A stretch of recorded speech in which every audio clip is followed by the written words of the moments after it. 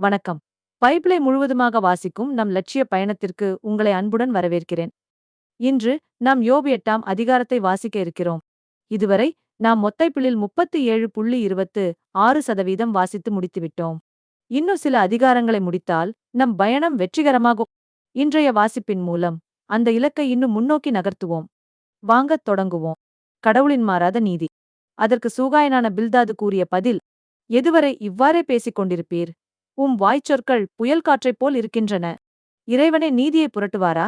எல்லாம் வல்லவரே நேர்மை பிறழ்வாரா? புதல்வர்கள் அவருக்கெதிராய பாவம் செய்ததால் குற்றப்பழியின் ஆற்றலிடம் அவர்களை கையளித்தார். ஆனால் நீர் இறைவனை ஆர்வத்துடன் நாடினால், எல்லாம் வல்லவரிடம் இறைஞ்சினால், நீர் மாசற்றவரும் நேர்மையானவருமாயிருந்தால், இப்பொழுது கூட அவர் பொருட்டு எழுந்திடுவார். உமக்குரிய உரையுளை மீண்டும் ஈந்திடுவார். உம்முடைய தொடக்கம் எளிமையாக, வருங்காலம் வளமைமிகக் கொழிக்கும். முன்னோரின் தலைமுறையை கேட்டுப்பாரும். அன்னாரின் தந்தையர் ஆய்ந்ததை அறியும். நேற்று தோன்றிய நாம் ஒன்றும் அறியோம். நிலமிசை நம் வாழ்நாள் நிழலைப் போன்றது. அவர்களன்றோ உமக்கு அறிவித்து உணர்த்துவர். புரிந்த வார்த்தைகளை உமக்கு புகட்டுவர். சேரின்றி நாணல் தலைக்குமா? நீரின்றி கோரை வளருமா? இன்னும் பசுமையாக வெட்டாது இருக்கையிலே எல்லா புற்களுக்கு முன்னே அவை வாடிடும். இறைவனை மறப்போரின் கதி இதுவே. இறைப்பற்றில்லாரின் நம்பிக்கை இடிந்து போம். அவர்களின் நம்பிக்கை முறிந்து போம். அவர்கள் சார்ந்திருப்பது சிலந்திக் கூட்டையே. யாராவது அவ்வீட்டின் மீது சாய்ந்தால் அது நில்லாது போம். யாராவது அதை பற்றி பிடித்தால் அது நிலைத்திராது. பகலவன் முன் பசுஞ்செடி போன்றோர் அவர்கள்.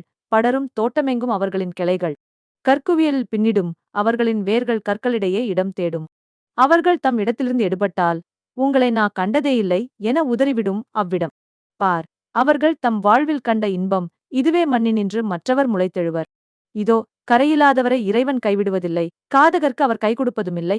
இருப்பினும் வாயை சிரிப்பாலும் இதழ்களை மகிழ்வொலியாலும் நிரப்புவார். உம்மை பகைப்பவர் வெட்கத்தால் உடுத்தப்படுவர். தியோர் கூடாரம் இல்லாது போகும்.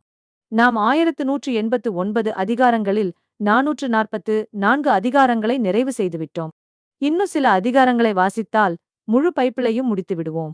நாளை அடுத்த அதிகாரத்தை பார்க்க சந்திப்போம். நாள்தோறும் இந்த பயணத்தில் நீங்களும் பங்கேற்றால் பைபிளை முழுமையாக வாசித்து முடிப்போம். இது நம் வாழ்க்கையிலும் ஆன்மாவிலும் பெரிய மாற்றத்தை ஏற்படுத்தும்.